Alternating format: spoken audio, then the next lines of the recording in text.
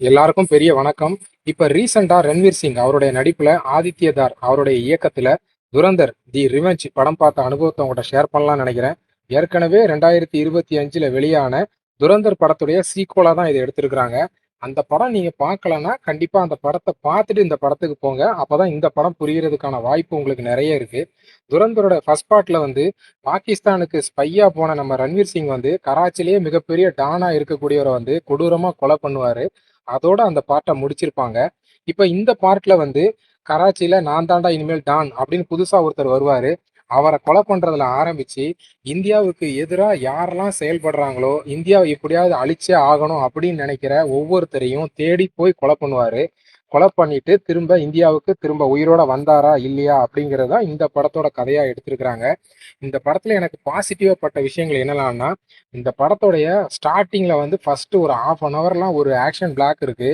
ரொம்ப சூப்பரா பண்ணியிருந்தாங்க. வேற லெவல்ல இருந்துச்சு அந்த ஆக்ஷன் பிளாக்கு. அதே மாரி கிளைமேக்ஸோட ஆக்ஷன் பிளாக்கும் ரொம்ப சூப்பரா இருந்துச்சு. அதுக்கப்புறம் வந்து இந்த படத்துல ரன்வீர் சிங் அவரோட நடிப்ப சொல்லணும். முக்கியமா வந்து சென்டிமெண்ட் சீன்ல படம் ரொம்ப சூப்பரா பண்ணியிருந்தாரு. முக்கியமா அவரோட ஒய்ஃப் கிட்ட போயி அவரு ஸ்பைங்கிற விவரம் வந்து அவங்க ஒய்ஃப்க்கு தெரிஞ்சிரும். உடனே அவரு சொல்லுவாரு, "நான் வந்து பாகிஸ்தானுக்கு எதிரானவனா கிடையாது. நான் பாகிஸ்தான்ல இருக்கிற தீவிரவாதிகளுக்கு எதிரானவன் தான். பாகிஸ்தான் மக்களுக்கு நான் எதிரானவனே கிடையாது." அப்படின்னு அந்த விளக்கம் குடுக்குற அந்த சீன் ஆகட்டும். இவரு கூடவே வந்து ஆலம்பாய்ன்னு ஒருத்தர் இருப்பாரு, பாகிஸ்தான்ல சப்போர்ட் பண்ணிட்டு. அவரு வந்து ஒரு சூழ்நிலையில இவருக்கு பதில் அவர் மாட்டிக்கிற மாரி வரும். அந்த டைம்ல வந்து இவருடைய நடிப்பா இருக்கட்டும், அந்த ஆலம்பாயுடைய டீ கடையில போய் 2 டீய குடிச்சிட்டு அதுல பெர்ஃபார்ம் பண்ற சீக்வென்ஸா இருக்கட்டும், எல்லாத்துலயுமே நடிப்புல ரொம்ப சூப்பரா பண்ணியிருந்தாரு. அதுக்கப்புறம் இந்த படத்துல பேக்ரவுண்ட் மியூசிக் வந்து ரொம்ப சூப்பரா ஒர்க் அவுட் ஆயிருந்துச்சு. ஃபர்ஸ்ட் பார்ட்ல எப்படி பேக்ரவுண்ட் மியூசிக் இருந்துச்சோ, அதே மாரி இதையும் ரொம்ப சூப்பரா இருந்துச்சு. விஷுவலா ரொம்ப சூப்பரா பண்ணியிருந்தாங்க. எந்த விதமான இடத்துலயும் காம்ப்ரமைஸே பண்ணாம, செலவுல அப்படி ரிச்சா பண்ணி ரொம்ப சூப்பரா பண்ணியிருந்தாங்க. முக்கியமா இந்த படத்துல மாதவன் அவருடைய கேரக்டர சொல்லியே ஆகணும். கிளைமேக்ஸ்ல அவர் பண்ண அந்த ட்விஸ்ட்டா இருக்கட்டும், முதல் பார்ட்ல வந்து இவரு ஃப்ளைட் ஹைஜாக்ல போய் பாரத் மாதா கி ஜெய்ன்னு சொல்ல முடியாம தவிப்பாரு.